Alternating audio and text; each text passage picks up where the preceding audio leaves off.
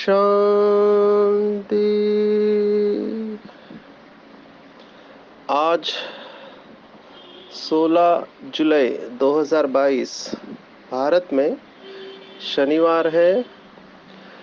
Today is 16th July 2022 and it's Saturday in Bharat. आज की मुरली का जादुई रहस्य स्वयं को प्रेरणा देने के लिए magical secrets of today's Murli for motivating the self. जैसे जैसे ड्रामा समाप्ति की ओर जा रहा है, वैसे वैसे बाबा के बच्चे नंबरवार प्रत्यक्ष होते जा रहे हैं। चाहो नहीं चाहो, जो जो अवस्था है जिस जिसकी, उसको छिपा नहीं सकेंगे।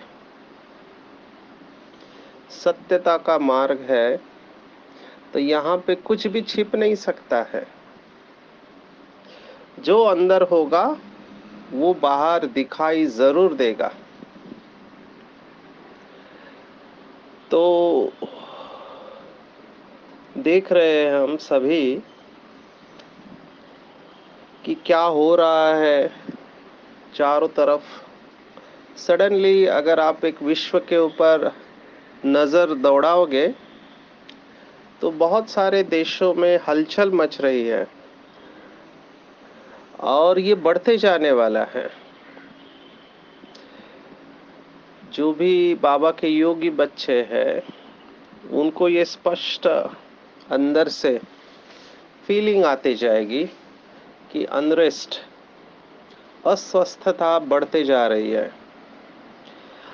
हमारे पड़ोसी मुल्क में क्या चल रहा है आप सबको पता है। श्रीलंका में क्राइसिस चल रहा है। वहाँ के राष्ट्रपति देश को छोड़ के भागना चाहते हैं, लेकिन उनको कहीं से भी मदद नहीं मिल रही है। लेटेस्ट न्यूज़, इटली के प्राइम मिनिस्टर ने रेजिग्नेशन दे दिया है। जापान के प्राइम मिनिस्टर को आपने सबने देखा होगा, गोली मार दी। तो पहले क्या था कि एक एक स्टेट में या कंट्री में अस्वस्थता थी। अभी हम देख रहे हैं कि साइमल्टेनियसली एक ही साथ अनेक जगह पे अस्वस्थता बढ़ रही है।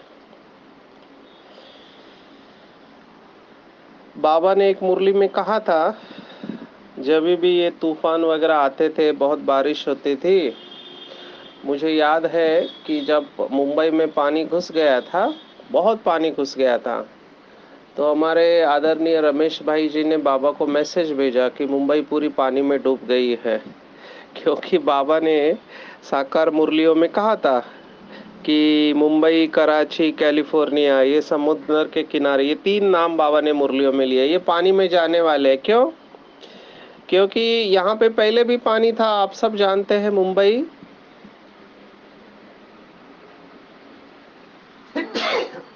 7 आइलैंड से बनी हुई है ना, जिसमें कुलाबा है, वर्ली है, माहिम है, बैंड्रा है, ऐसे आइलैंड थे 7। और ये डाउरी में दिया गया था, ब्रिटिशर्स ने डाउरी में दिया था। ये आइलैंड थे, अलग अलग थे, लेकिन इनको जोड़ के मुंबई बना। यहाँ पे मुंबा देवी करके मंदिर है, जो फिशरमैन है, मच्छी मारने वाले हैं, मच्छी का बिजनेस करने वाले, उनकी देवी थी, तो जिसका नाम था मुंबई, तो मुंबा देवी, तो उससे मुंबई बना है। और यहाँ पे जो फिश मिलता था उससे बॉम्बे डाक, क्योंकि ये पोर्ट था, तो उससे ये बॉम्बे और मुंबई नाम निकले। फिर बाद में वो समुंदर को बुझाते गए और अभी वर्तमान समय की मुंबई फाइनेंशियल कैपिटल है, भारत की आर्थिक राजधानी है।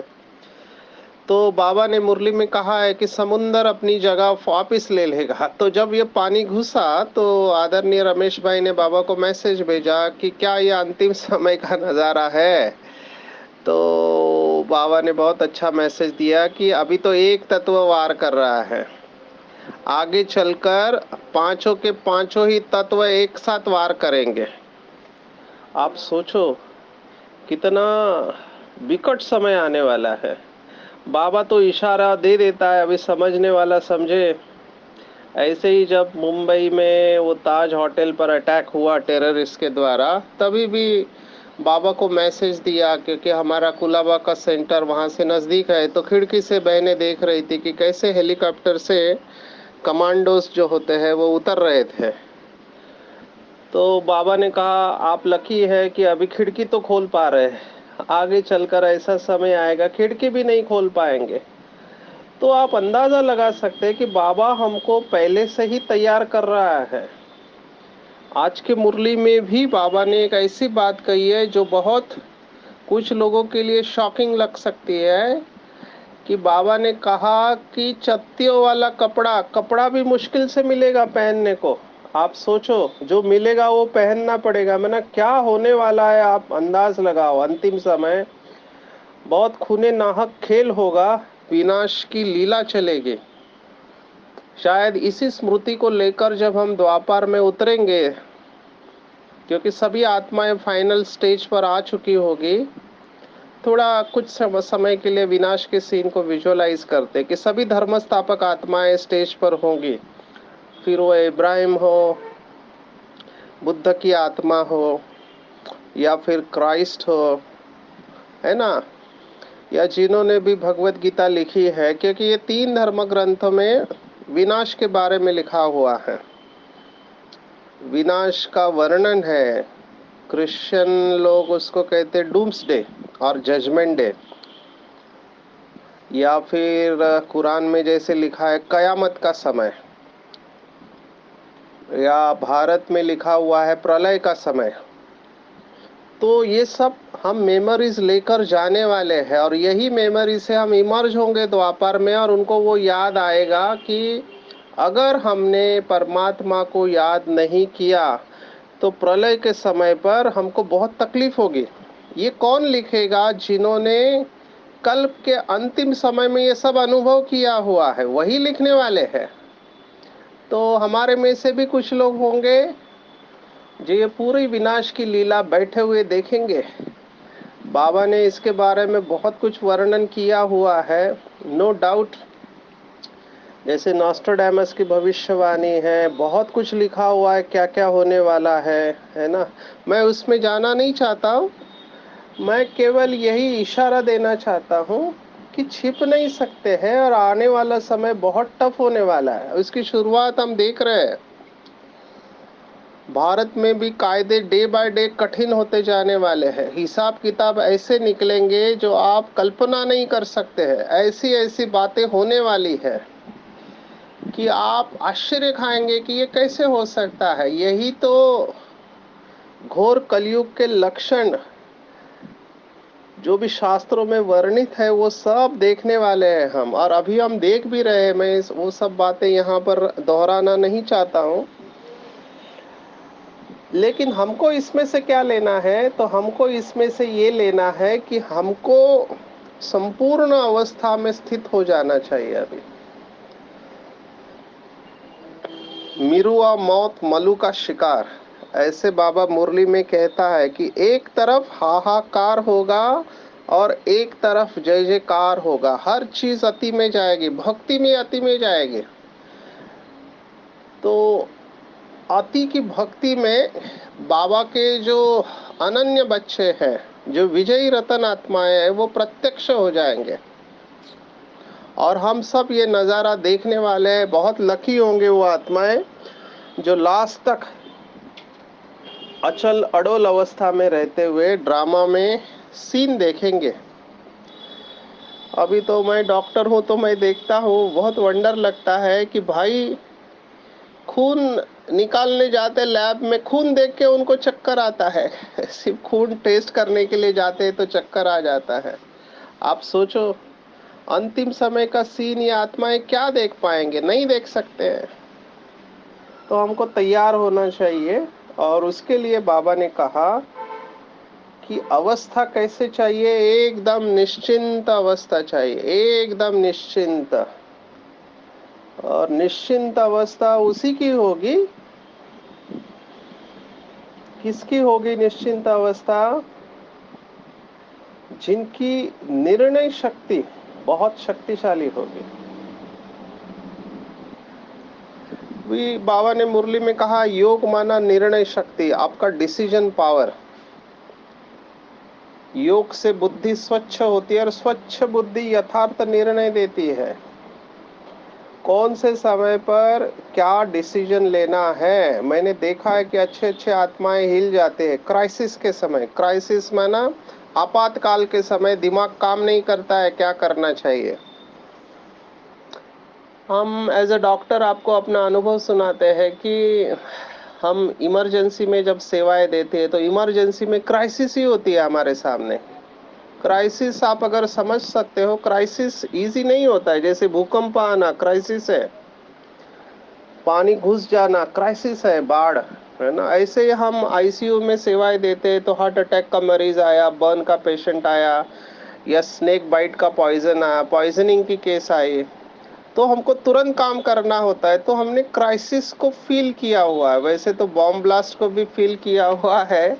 मुंबई में जब बॉम्ब ब्लास्ट थे तब हम यहीं पर थे और हमने देखा है कि लाशों की क्या हालत होती है। तो ऐसे समय पर बुद्धि बहुत स्थिर चाहिए। अगर बुद्धि में व्यर्थ संकल्प होंगे, निगेटिव थॉट्स होंगे तो बहुत परेशान होंगे। तो निश्चिंत कौन रह सकते हैं? तो बाबा ने आज की मुरली में कहा कि निश्चिंत वही रहेंगे जिनकी बुद्धि समय पर यथार्थ जजमेंट देगी। कौन कौन सी परिस्थिति? तो बाबा ने कहा दिन प्रतिदिन समस्याएं, परिस्थितियां और टाइट होने वाला है, माने टेंशन बढ़ने वाला है। आप चाहो या नहीं चाहो, टेंशन बढ़ते जाने वाला है। मैं अभी देख रहा हूँ, क्योंकि मानसिक बीमारी वाले लोग आते हैं तो पहले लोगों के 10 संकल्प चलते थे, अभी 20 चल रहे हैं। रोक नहीं पा रहे उन संकल्पों को, कितना भी कोशिश करे रोक नहीं पा रहे। और ये सजा है, ये आत्माएं सजा भुगत रही है, क्योंकि उनके संकल्प ही उनको खा रहे हैं, उनको खत्म कर रहे हैं। संकल्प कंट्रोल के बाहर जा रहे हैं, माना लोगों का कंट्रोल छूट रहा है खुद के ऊपर, अपने विचारों के ऊपर, अपनी भावनाओं के ऊपर। और बुद्धि जजमेंट नहीं दे रही है कि क्या करना चाहिए। समझता सब कुछ है कि ये गलत है, लेकिन रोक नहीं पा रहे हैं। तो बाबा ने कहा ऐसे समय पर जो बैलेंस में चलने वाले होंगे, उनकी निर्णय शक्ति द्वारा वो ऐसी परिस्थिति को सहज पार लेंगे, कर लेंगे। जैसे कि मक्खन से बाल, मक्खन से बाल आसानी से निकल जाता है। तो ऐसे बैलेंस शब्द है। अब ये बैलेंस शब्द को समझना बहुत मुश्किल है, इसको शब्दों में रखना बहुत मुश्किल है। पर बैलेंस का प्रूफ क्या है कि आप बैलेंस में चल रहे हैं?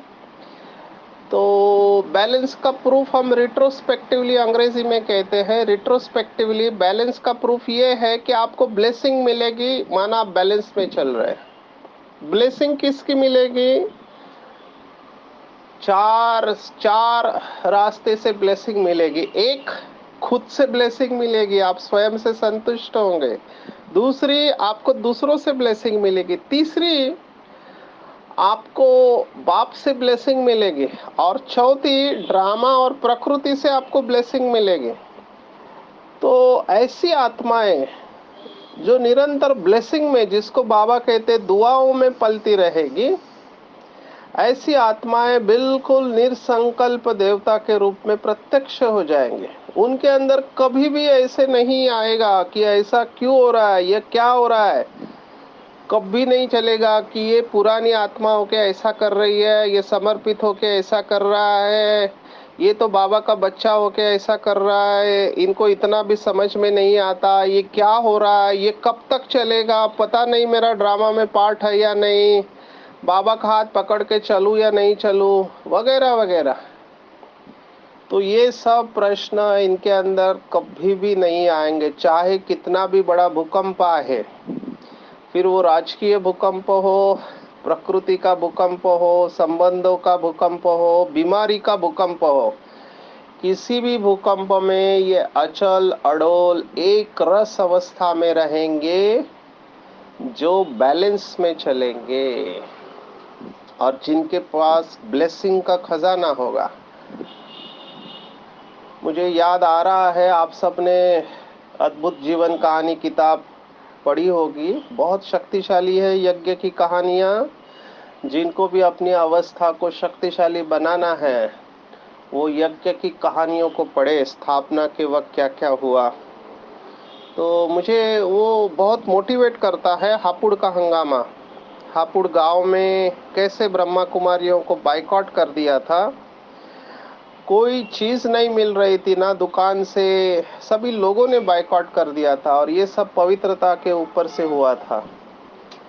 तो दिल्ली से उनके लिए खास सामान वगैरह आता था।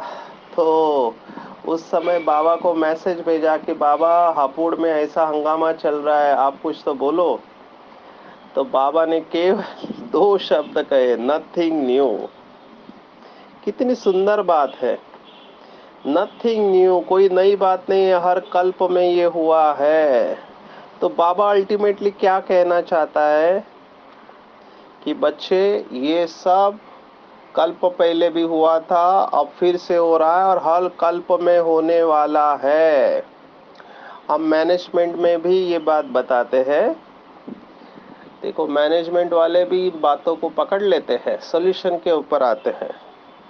और मैनेजमेंट में हम ये कोटेशन दिखाते हैं कि क्या परिस्थिति शक्तिशाली है या स्वस्थिति शक्तिशाली है, सरकमस्टेंसेस पावरफुल है या आप पावरफुल है। तो जो कमजोर आत्माएं होते हैं, जो मन से कमजोर होते हैं, जिनके अंदर शक्ति नहीं होती है, वो हमेशा कहते हैं क्या करे, बात ही इतनी बड़ी थी, क्या करे, इसने ऐसा कहा, क्या करे, ये बीमारी इतनी बड़ी है, क्या करे, ये पेपर ही इतना बड़ा है। तो ये आत्माएं क्या करती है, ये आत्माएं पावर परिस्थिति को देती है कि सिचुएशंस आर मोर पावरफुल। और बाबा कहता है कि situations are powerless without your participation. बाबा कहता है कोई भी पेपर या परिस्थिति है आपसे ज्यादा शक्तिशाली नहीं है, क्योंकि परिस्थिति आपकी रचना है, आप रचयिता हो, तो रचयिता पावरफुल होता है। तो जब भी ऐसे बड़े बड़े पेपर आए, बीमारी के पेपर आए, समझो किसी को कैंसर हो गया, बड़ा पेपर होता है ना, बड़ी बीमारी हो गई, ला इलाज बीमारी हो गई, बड़ा पेपर होता है, पैरालिसिस है, किडनी फेल हो जाना, कितनी बीमारियां हैं, तो बड़ा पेपर होता है। किसी की आर्थिक लॉस हो गए, फाइनेंशियल लॉस, मैंने देखा है कुछ आत्माओं को कभी सफलता नहीं मिलती है धन के मामले में, तो फाइनेंशियल लॉस है, मुझे बहुत फील होता है, लेकिन क्या करें। अभी एक हमारी बहुत अच्छी आत्मा है, राइटर है, बाबा का बहुत सिकिलता बच्चा है और बड़ा ईमानदार है, कोई गलत काम नहीं करेगा। अभी उनकी ऐसी हालत है, कोविड के वजह से बिजनेस बंद, घर का भाड़ा देने में मुश्किलात आ रही है। और आज के ज़माने में ऐसा है, कोई फाइनेंशियली मदद भी नहीं करना चाहता है ना, क्योंकि डर लगता है, क्योंकि ऐसे केसेस हुए रहते हैं, मदद किया और उसने धोखा दिया या गलत काम किया। हमारे पास ऐसे केस है, सभी से पैसे निकाल लिए और फिर मुंह नहीं दिखा रहे, फोन नहीं उठा रहे, और पैसे मांगने गया तो उल्टा धमकी दे रहे हैं। कितने फाइनेंशियल फ्रॉड्स हो रहे हैं सब जगह पे, मैं किसी का नाम नहीं लेना चाहता हूँ। इससे क्या होता है, लोगों का ट्रस्ट चला जाता है, लोगों के ऊपर से एक दूसरे के ऊपर विश्वास खत्म हो जाता है। अभी हम कोशिश करते हैं कि ऐसा नहीं हो, लेकिन फिर भी अगर कोई करता है तो उसको क्या कर सकते हैं। मैं हमेशा सेशन में कहता हूँ कि बाबा मुरली में कहता है कि बच्चे, अनजाने में किए हुए कर्म की भी सजा है। अनजाने में आपको पता नहीं था फिर भी हुआ, उसकी भी सजा है। तो जानबूझ के किए हुए कर्मों की कितनी सजा होगी आप सोचो। पर उस समय वो माया बुद्धि में बैठी हुई रहती है, इसलिए जजमेंट गलत हो जाता है। और कुछ लोग मुझे कहते हैं इतना किया तो क्या हुआ, इतना तो सब करते हैं। तो मैंने कहा उनको कि कौन से मुरली में बाबा ने कहा इतना तो चलता है करके। ये आपकी जजमेंट है, ये रावण की जजमेंट है, प्लीज समझ जाओ। नहीं सुधरे, अभी सजा भुगत रहे हैं। बहुत सारे नियम है जिसका वायलेशन इस समय मैं देख रहा हूँ, पर नथिंग न्यू, साक्षियों के देखना है। अगर वो आत्मा समझने की अवस्था में है तो उसको समझाना है, नहीं तो उसके प्रति शुभ भावना रखनी कि बाबा आप इसको सद्बुद्धि देना, इसकी जजमेंट गलत दिशा में जा रही है, ये पछताने वाला है। कितने सारे अनुभव है, लेकिन क्या कहे, हम ड्रामा कह के फुल स्टॉप लगा देते हैं। अच्छे अच्छे बाबा के बच्चे, अच्छे अच्छे, मैंने देखा है कि बुद्धि में जब माया प्रवेश करती है तो उनको समझ में ही नहीं आता कि वो क्या कर रहे हैं। कितना स्वयं का, अन्य आत्माओं का, यज्ञ का नुकसान होता है इसके वजह से। जो बाबा ने आज की मुरली में स्पष्ट कहा है कि लून पानी नहीं होना चाहिए, लून पानी। और कुछ लोग इतना सिस्टमेटिक इसमें काम करते, क्या उनके अंदर बदले का भाव रहता है। वंडर लगता है कि यही वही आत्मा है जो बचपन में, ईश्वरीय बचपन में इतनी सेवा करने वाली आत्मा, लेकिन ड्रामा से नाराज या कुछ आत्माओं के साथ अनबन हो गई, अभी बदला लेने के मूड में है। ड्रामा प्लान अनुसार वो इस अवस्था तक पहुंच जाते कि अपना नुकसान करने को तैयार है, लेकिन छोड़ेगी नहीं। बहुत समझाया, लेकिन फिर हमको एक ऐसी स्टेज आती है, हमको भी डिटैच हो जाना पड़ता है। हमारा काम है समझाना। लेकिन आज बाबा ने बहुत अच्छी बात कही है जो मुझे बहुत मोटिवेट किया कि जिन बच्चों में गुणों की धारणा सहज होती है उनकी निशानियां क्या होगी। तो 5 निशानियां बाबा ने बताई, चेक करना है। सबसे इम्पोर्टेंट, सबसे कठिन, नष्टो मोहा। पुरानी दुनिया संबंधियों से बुद्धियोग स्पष्ट निकल जाएगा, क्योंकि रियलाइज होगा कि इस समय कोई भी आत्मा संपूर्ण नहीं है और अपूर्ण आत्मा आपको संपूर्णता का अनुभव नहीं कर सकती, नहीं कर सकती। देहदारियों से आपको सदा काल का सुख नहीं मिलेगा, कभी सुख मिलेगा कभी दुख मिलेगा, ये बिल्कुल स्पष्ट है। मैं तो उन आत्माओं को बहुत भाग्यवान कहता हूँ जिन्होंने संबंधियों से धोखा खाया है, क्योंकि जितना जल्दी धोखा खाएंगे उतना बुद्धि डिटैच होते जाएगी, उतना परमात्मा में बुद्धि लग जाएगी, तो नष्ट मुआ रहेंगे। दूसरा सबसे इम्पोर्टेंट, किसी की दिल को खराब नहीं करेंगे, किसी की निंदा नहीं करेंगे। ये मेरे ख्याल से बहुत इम्पोर्टेंट पॉइंट है। आप किसकी कंपनी में रहते हो, किसकी बातें आप सुनते हो, किससे आप राय सलाह लेते हो, ये बहुत जरूरी है। क्योंकि आपको नहीं पता कि सामने वाली व्यक्ति किस इंटेंशन से आपके साथ बात कर रही है, किस भाव से आपको सलाह दे रही है। हो सकता है उसमें उस आत्मा को कोई स्वार्थ हो। बहुत देखे हैं ऐसे, बहुत इंटेंशनली ऐसे दिल खराब करते कि आप बात मत पूछो। तो पहले भी हमने देखा, बाबा ने लगातार मुरलियां इसमें 3 दिन मुरली चलाई कि कभी भी सुनी सुनाई बातों के ऊपर विश्वास नहीं करो, तुम्हें फालतू बातों से किनारा करना है। क्योंकि एक बार कचरा अंदर चला गया, आपकी दिल वापस नॉर्मल स्टेज में नहीं आ सकती, और जब तक आएगी तब तक काफी समय निकल चुका होगा। इसलिए इसको डबल अंडरलाइन करना, ना किसी की निंदा करनी है, ना किसी की निंदा सुननी है। सुनना भी पाप में आ जाता है, और एक बार आपने सुन लिया, आपका योग टूट गया। मैं फिर से कह रहा हूं, मेरे पास बहुत केसेस है, केवल दूसरों की सुनी सुनाई बातों से अपनी अवस्था खराब कर दी। आपको नहीं पता कि वो आत्मा किस इंटेंशन से आपको सुना रही है। तो कभी भी किसी की निंदा सुननी ही नहीं है। हमने ट्रिपल फिल्टर टेस्ट देखा, क्या ये सत्य है, क्या ये पॉजिटिव है, और क्या इससे मेरे विकर्म विनाश होंगे। नहीं सुनना है। पर कुछ लोग क्या करें, खाली बैठे रहते हैं, खाली बैठे रहते हैं। हमको तो वंडर लगता है, हमको सोने का टाइम नहीं मिलता है, हमको सांस लेने की फुर्सत नहीं है, और ये लोग बैठे बैठे एक दूसरे की दिल खराब करते रहते हैं, क्योंकि आराम से खाने को मिल रहा है। अभी करे क्या? तो फिर एक दूसरे की निंदा चुगली करते रहते हैं। तो ऐसे संग से अपने आप को बहुत संभाल के रहना। खास करके सेंटर पर आपको केवल एक ही बात को फॉलो करनी है कि सी फादर एंड फॉलो फादर। अगर अवस्था को एक रस रखना है, क्योंकि ब्रदर एंड सिस्टर न कंप्लीट थे, न है, न होंगे। लास्ट में संपूर्ण अवस्था तक पहुंचेंगे, तब तक परसेंटेज में कोई ना कोई कमी रहेगी ही। इसलिए हमको केवल इन दो शब्दों को अंडरलाइन करना है, सी फादर, फॉलो फादर। और यही तीसरी बात है, सावरे को गोरा, खारे को मीठा, और पतितों की पावन बनाने का सबूत देंगे। आज बाबा ने बहुत सुंदर उदाहरण दिया है, जैसे समुंदर खारे पानी से मीठे पानी को खींच लेता है, ट्रांसफॉर्म करता है, परिवर्तन करता है। इसलिए इंद्रदेव कहा गया है ना।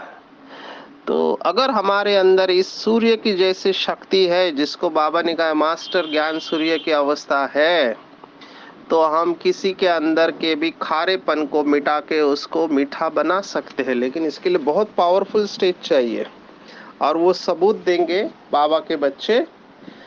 और ऐसे बच्चे सदा हर्षित रहेंगे।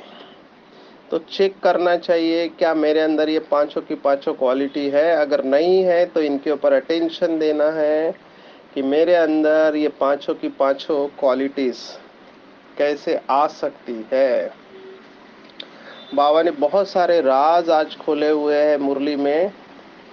एक तो बाबा ने कहा है कि कैसे आकाश तत्व में बाबा क्या करता है ना। बाबा ने अपना पूरा पार्ट बता दिया है कि मैं ये नहीं देखता कि कितनी बड़ी दुनिया है या परम धाम कितना बड़ा है। रॉन्ग। मैं इन बातों में टाइम वेस्ट नहीं करता। मैं आता हूँ, पावन बना के वापस अपनी जगह पे जाके बैठ जाता हूँ। अब ये राज दुनिया वालों के पास नहीं है। इस समय सबकी बुद्धि भटक रही है। बाबा ने उसका कारण बताया कि पहले द्वापर के ऋषि मुनि तो फिर भी सतो प्रधान थे, वो बिल्कुल नहीं जानते थे, और वो कहते थे न इति न इति, माना ये भी नहीं है, ये भी नहीं है, हम परमात्मा को जान नहीं सकते हैं, न जानते हैं। वो बहुत कैंडिड थे, प्योर थे, सत्यवादी थे। लेकिन जब से ये पीछे से ज्ञान आया है सर्वव्यापी का, इसने लोगों को बहुत दुखी कर दिया है, और इसी को ही वो सत्य समझ बैठे हैं। बाबा ने कहा पहले ये ज्ञान नहीं था, और सन्यासी पहले इस तरह से भाषण भी नहीं देते थे, वो सन्यास जाकर करते थे। तो बाबा ने कहा इस एक बात की वजह से सबका योग टूट गया है। तो इसी बात के ऊपर हमारी विजय होने वाली है, और सर्वव्यापी का ज्ञान बाद में निकला है, ऐसे बाबा ने स्पष्ट कहा है। इस सर्वव्यापी ज्ञान की वजह से क्या हुआ है, तो बाबा ने 4 शब्द इस्तेमाल किया है। देखो भगवान क्या कहता है कि सर्वव्यापी के ज्ञान ने ही भारत को कंगाल, बेमुख, नास्तिक और निधन का बना दिया है।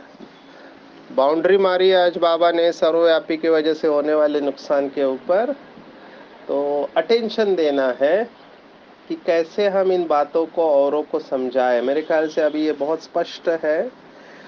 तो पूरी मुरली को हम रिवाइज करेंगे कि बाप समान रहमदिल बनकर कौड़ी से हीरे बनने का पूरा पुरुषार्थ करना है, खारे को मीठा बनाना है। और इसके लिए पहले अपने जीवन में बैलेंस रखना चाहिए। जितना बैलेंस होगा उतनी ब्लेसिंग मिलेंगी और ब्लिसफुल अवस्था रहेगी। और ऐसे ब्लिसफुल बाबा के बच्चे एक बाप से सर्व संबंधों का रस ग्रहण करेंगे, उनकी बुद्धि कहीं पर भी नहीं जाएंगे। तो हम चाहेंगे कि जो भी ये मुरली के सीक्रेट सुनते हैं, रिवाइज करते हैं, बहुत अच्छे अच्छे फीडबैक दे रहे हैं। आज विशेष हमको ट्रैवल करना है, इसलिए सुबह ही हम कल की मुरली का सार भेज रहे हैं, क्योंकि सेवा में बिजी होंगे। तो 20 नाखून का जोर लगाना है, जितना जोर लगा सकते हो लगाओ, और अपने आप को ऊंच अवस्था में, है ना, उदासीन जिसको बाबा ने कहा, उद मना ऊपर, आसीन बाप के साथ परम धाम में बैठकर बेहद के ड्रामा को साक्षी होकर देखेंगे और अपने रोल को भी देखेंगे और अपने चेहरे और चलन के द्वारा बाप को प्रत्यक्ष करेंगे। और यही धंधा करेंगे पतित से पावन बनाने का। ऐसे बाबा के बच्चे बाप के दिल पर सदा चढ़े हुए रहेंगे। तो आज 16 जुलाई 2022, आज की मुरली के ऊपर मेडिटेशन। अपने आप को बिल्कुल हल्का छोड़ देंगे, सिर से लेकर पांव के अंगूठे तक संपूर्ण शरीर बिल्कुल रिलैक्स रिलैक्स, लेट गो। महसूस करेंगे मेरा संपूर्ण शरीर हल्का होते जा रहा है, शांत और रिलैक्स। ध्यान दो आंखों के बीच में, महसूस करेंगे स्वयं को मैं एक दिव्य प्रकाश, अजर अमर अविनाशी हूँ, पतित पावन शिव बाबा की संतान। स्वयं को देखेंगे और महसूस करेंगे तीसरे नेत्र के द्वारा कि मैं आत्मा पतित पावन शिव बाबा के साथ अपने असली घर परम धाम में स्थित हूँ। बाबा के संग परम धाम में बाबा से शक्तिशाली पवित्रता की किरणें मेरे अंदर समाते जा रही है, समाते जा रही है। जन्म जन्मांतर के दाग जो मुझ आत्मा के ऊपर पड़े हैं, बाबा की याद से स्वच्छ होते जा रहे हैं। मैं आत्मा पवित्रता का अनुभव कर रही हूँ।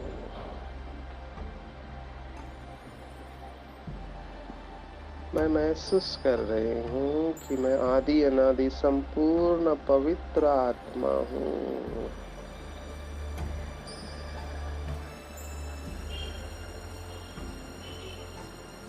मेरी स्मृति वापस आ रही है, मेरा मोह नष्ट हो रहा है।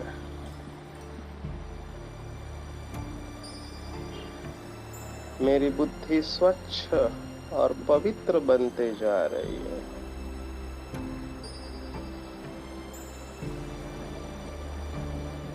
रहम के सागर शिव बाबा की संतान, मास्टर रहम की सागर हूँ।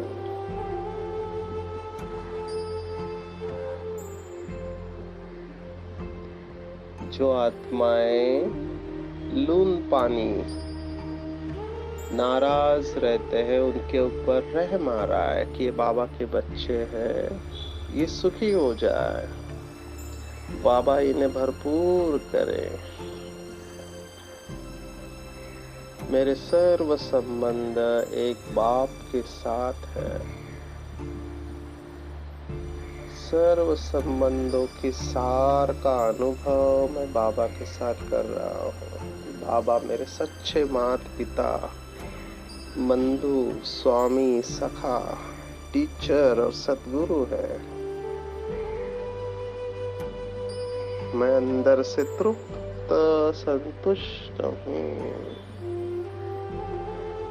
मुझे बाप की और ब्राह्मण परिवार की ब्लेसिंग्स निरंतर मिल रही है और मैं हमेशा ब्लिसफुल आनंद स्वरूप का अनुभव कर रही हूँ।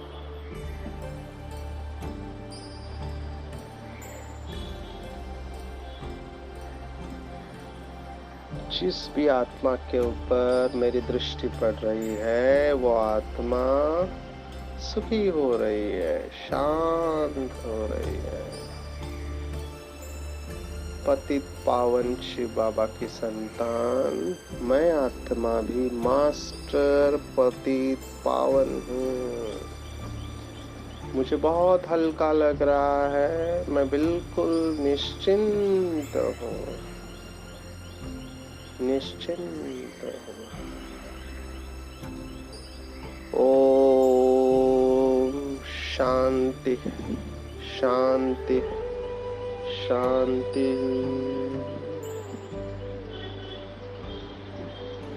सर्वशक्तिवान बाप हमेशा मेरे साथ है। बाप दादा ने अपना वरदानी हाथ मेरे सिर के ऊपर रखा है। बाप दादा मुझे दृष्टि दे रहे हैं और कह रहे हैं कि बच्चे तुमसे ही इनमें नूर है, तुम मेरे हो। तुमने कल्प कल्प नष्ट मोहा बनकर सर्व संबंध मुझे एक बाप के साथ जोड़े हैं। तुमने बाप समान बनकर पतितों को पावन बनाने का धंधा किया है। हर कल्प खारे को मीठा बनाया है और अपना जीवन कौड़ी से हीरे तुल्य बनाया है। तुमने बाप की याद से अपने बुद्धि को इतना स्वच्छ किया है जो आपकी बुद्धि हर क्षण यथार्थ जजमेंट देती है और बैलेंस से ब्लेसिंग का अनुभव करने वाले हो।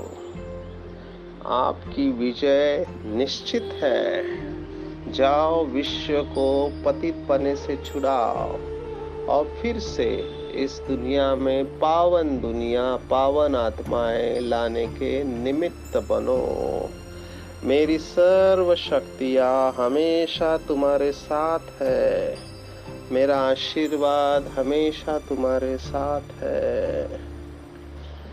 बाबा से वरदान और दृष्टि पाकर मैं आत्मा बहुत खुश हो रही हूँ। बाबा को दिल से धन्यवाद दे रही हूँ। धन्यवाद बाबा, धन्यवाद।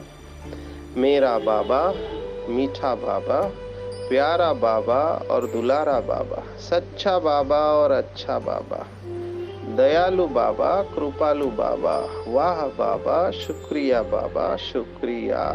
अच्छा, ओम शांति।